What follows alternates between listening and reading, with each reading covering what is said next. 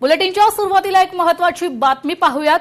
आश्रमशाळेत सर्पदंशामुळे 3 विद्यार्थिनींचा मृत्यू झाल्याच्या घटनेनंतर माजी शिक्षण मंत्री प्राध्यापक वसंत पुरके यांनी आक्रमक भूमिका घेतली आहे। आज घेतलेल्या पत्रकार परिषदेत त्यांनी अशोक उईके यांच्या राजीनाम्याची मागणी केली आहे। या घटनेची नैतिक जबाबदारी स्वीकारून राजीनामा द्यावा अशी मागणी त्यांनी केली आहे। या संदर्भात माजी शिक्षण मंत्री वसंतराव पुरके यांच्यासोबत संवाद साधले आमचे प्रतिनिधी संजय राठोड यांनी। पाहूयात। आपण आज पत्रकार परिषद घेतलं, काय तुमची मागणी आणि काय सांगणार या संदर्भात? पहिल्यांदा माझी विनंती ही आहे की महाराष्ट्रामध्ये जवळजवळ 1,500च्या वर आश्रमशाळा आहेत, शासकीय आणि अनुदानित। तेव्हा अशा स्थितीमध्ये केवळ एखाद्या संस्थेला अनुदान देऊन चालणार नाही, भागणार नाही। सुपरविजन झालं पाहिजे, इन्स्पेक्शन झालं पाहिजे, ऑब्झर्वेशन झालं पाहिजे, मॉनिटरिंग झालं पाहिजे, कंट्रोलिंग, ह्या सगळ्या प्रकारच्या बाबी सरकार म्हणून आणि आदिवासी आश्रमशाळेचा संस्था चालवून ह्या सगळ्यांची संयुक्त जबाबदारी आहे आणि इथून कोणालाही सुटता येणार नाही। जेव्हा केव्हा हे आमचे पीओ एपीओ येतात, त्यांचे इन्स्पेक्टर येतात, तेव्हा सगळ्या लोकांनी बारीक सारी गोष्टींची देखभाल करणं आणि त्रुटी लक्षात आणून देणं अत्यंत गरजेचं आहे। इथे आमच्या पीओ अनेक आमच्या महिला भगिनी त्या याच्या सूचना करायच्या, बेड पाहिजे, गादी पाहिजे, सगळ्या सूचना आपण करून मात्र त्या अंमलात आणल्या पाहिजे।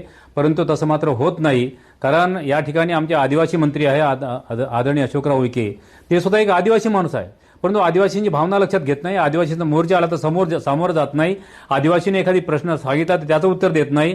आदिवासी जागतिक दिनावर जाहीरपणे बहिष्कार टाकतात। आरएसएस आणि बीजेपीच्या सगळ्या लोकांनी बहिष्कार टाकला, त्याच्याविषयी काही वाक्य बोलत नाही। मणिपूर पीठात त्याच्याविषयी बोलत नाही। आदिवासी मुली मुलांवर अत्याचार त्याच्याविषयी बोलत नाही। माझा प्रश्नच आहे की अशोकराव उईके हे आदिवासी खरे आहेत किंवा काय की खोटे आहे? माझा दावा आहे की अशा प्रकारचा अस्सल आदिवासी अशा प्रकारचा पळपुटीपणा स्वीकारू शकत नाही आणि म्हणून या प्रकरणाच्या संदर्भात म्हणजे केवळ शाळेची मान्यता रद्द करून चालणार नाही। अनेक शाळांच्या मध्ये घटना घडल्या, तेव्हा 100 ते 150 शाळा रद्द कराव्या लागेल। शाळा रद्द करणे म्हणजे काही फार मोठा पराक्रम नव्हे।